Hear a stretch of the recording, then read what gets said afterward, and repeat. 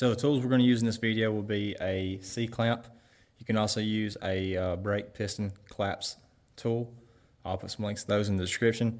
You're going to need a 14 wrench. I've got a ratchet wrench that is recommended, but you can do it with a regular wrench. We've got a flathead screwdriver and then a wire brush to clean up a few things. So with that being said, let's get into it. So once you've got your vehicle safely jacked up on jack stands and your wheel off, the first thing we're going to do is kind of pry this caliper out a little bit to collapse that piston, just to free it up a little bit, make it easier coming off.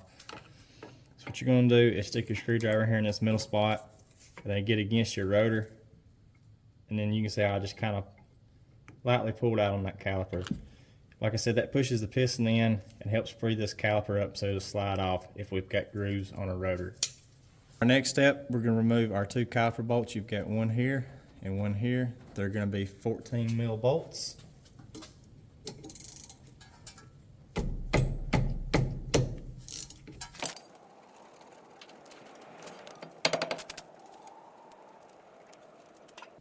So with those out, now we're going to work this caliper off.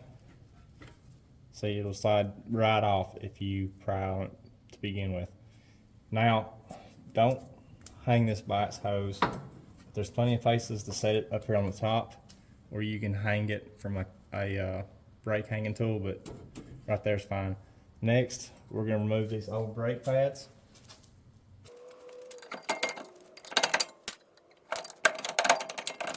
Now we're going to remove the brake hardware.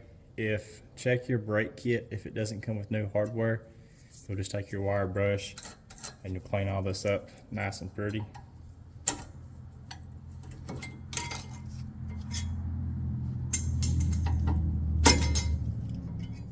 Brake hardware out of the way, we're going to go back and inspect everything and make sure it's nice and clean where our hardware is going to sit. Now before we get ready to put our new hardware on, we're going to want to check our caliper pins right here. As you can see, this one slides in and out. You want to make sure both of yours slide in and out, because these will seize up and they'll cause you problems. Your brakes can lock up, all kinds of junk. So now's the time to check that. With ours being good, we'll go ahead and get ready to set our new hardware down on.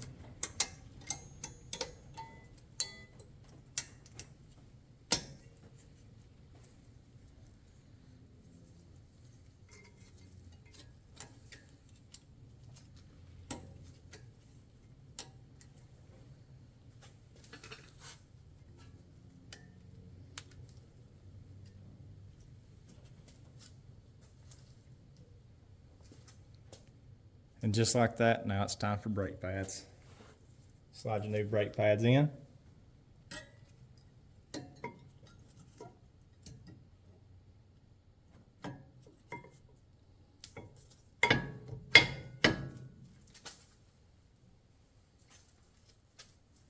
Make sure your curve goes the way it's supposed to.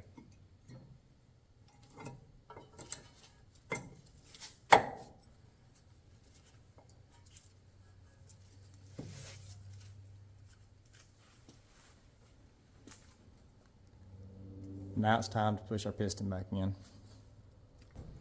So to do this, you're going to take your old brake pad, lay it back in here, and then we're going to take our C-clamp and put on it.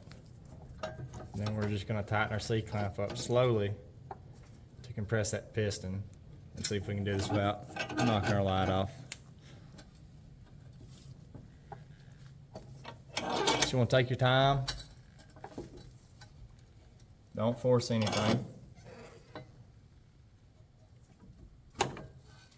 If your C-clamp starts to slide off, loosen up and reposition. And there she is.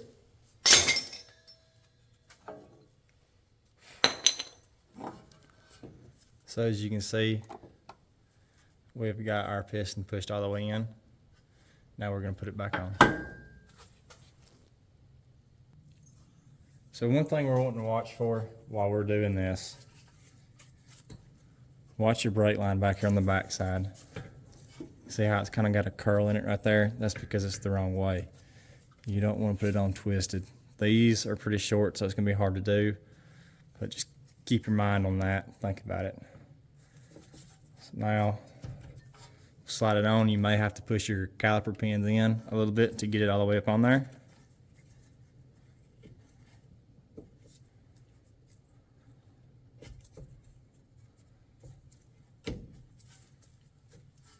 With the top started, or the top lined up, we'll go ahead and start our top bolt.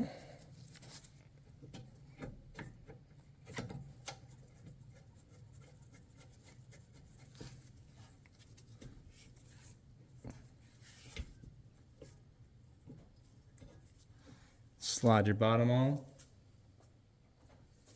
Now, if you'll look right there, I don't know if you can tell or not, but on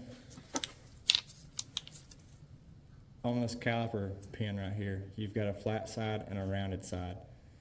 If your caliper is not wanting to go on, try twisting your pin. Make sure this isn't cocked or something causing you issues.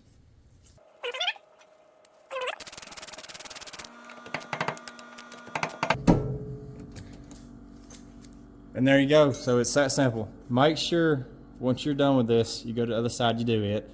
Afterwards, before you try to drive your vehicle, when you get in it, pump the brakes a few times. What that'll do is allow that piston to come out to where it needs to be. Otherwise, you hop in this thing, you put it in gear, and the first time you go to stop, that brake pedal is going to go a pretty good ways to push both of these pistons back out. It'll feel like you don't have brakes for the first pump or two. So you don't want to go through the garage wall or garage door. Anyways, that's going to be it on this video. Hopefully y'all found it useful. If you did, let me know. If you didn't, let me know. And as always, hit that like and subscribe. It helps me out tremendously. And check out the Facebook group and the website. We've got some merch going up on there, so maybe you'll find something interesting. And yeah, catch y'all on the next one.